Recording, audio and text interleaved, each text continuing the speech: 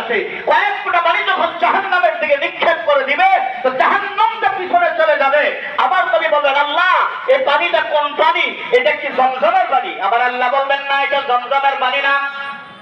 এটা কোন পানি মাবুদ? এটা কোন পানি? বলে এটা কি হাউজে কাউসারের পানি নি? বলেন না, হাউজে কাউসারের পানি না, এটা ওই পানি যে পানি আল্লাহর ভয় নিয়ে দুনিয়ার জমিনে কাটছে, নামাজ পড়তাই সাইদেন, নামাজ পড়তাই সাত দৌড় ফোটা চোখের পানি ফালাইছে।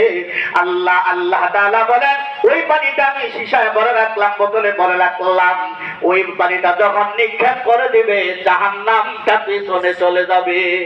এটা আসুন এখনই কিন্তু সবাই দুনিয়াতে থাইকা, অতএব বাবা মা আমাদের যাদের নানা নানি দাদা দাদি বিদায় হয়ে গেছে, নামাজের পর তো আজকে ঈদের দিন কবরে আযাব শুরু হবে, তো তাদের জন্য কি করি? নাম্বার 1 দোয়া করব। বলেন নাম্বার 1 কি করব?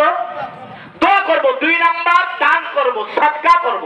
আল্লাহ তাআলা আয়াতে বলেন, ইয়ামহাকুল্লাহুর রিবা ওয়া ইউরবিস সাদাকা।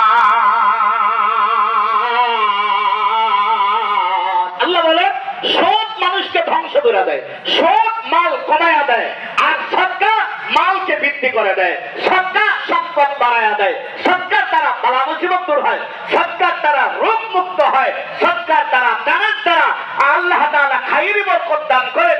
দান করলে সংসারে খাস রহমত নাজিল হয়, দানের দ্বারা বালা মুসিবত দূর হয়, দানের দ্বারা ব্যবসা বাণিজ্যের উপরে খায়রি বরকত দান করেন।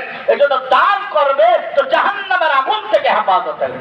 আমার নবী বলেন, একটা খেজুর হলেও তুমি দান করে তুমি জাহান্নামের আগুন থেকে বাঁচো। আল্লাহ নবীর হাদিসের মধ্যে বলেন, ক্বালান নবী সাল্লাল্লাহু আলাইহি ওয়াসাল্লাম, আশ-শাকিয়্যু করিবুম মিনাল্লাহ করিবুম মিনাল জান্নাহ করিবুম মিনান নার ওয়া বাঈদুম মিনান নার। দানশীল ব্যক্তি আল্লাহর নিকটবর্তী, জান্নাতের নিকটবর্তী, মানুষের নিকটবর্তী, জাহান্নাম থেকে দূরে।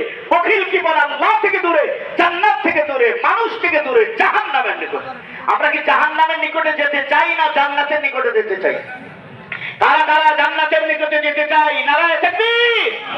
আল কোরআনের আলো, আল হাদিসের আলো। হাত নামা, হাত তো উঠাইছি সকলে, তাই না? তা আমাদের এখানে অনেকেই আছে বাবা আছে মা নাই, অথবা মা আছে বাবা নাই, অথবা মাও নাই বাবাও নাই, দাদা দাদিও নাই। এরা আমাদের দিকে তাকিয়ে আছে, ঠিক না? এখন থেকে শুরু হয়ে যাবে তাদের কবরের আযাব। এজন্য এদের জন্য দোয়া করব, আর এদের জন্য দানের হাত আমরা বাড়াইয়া দিব, এদের জন্য কিছু দান করব। ঈদের দিন বড় ফজিলতপূর্ণ দিন। হাদিসের মধ্যে অনেক হাদিস আছে, ঈদের রাত্রেরও ফজিলত, দিনেরও ফজিলত। দেখেন না, ফজরের নামাজের পর কোনো নফল নামাজ নাই, ঈদের নামাজের আগে, ঠিক না? ঈদের নামাজটা অনেক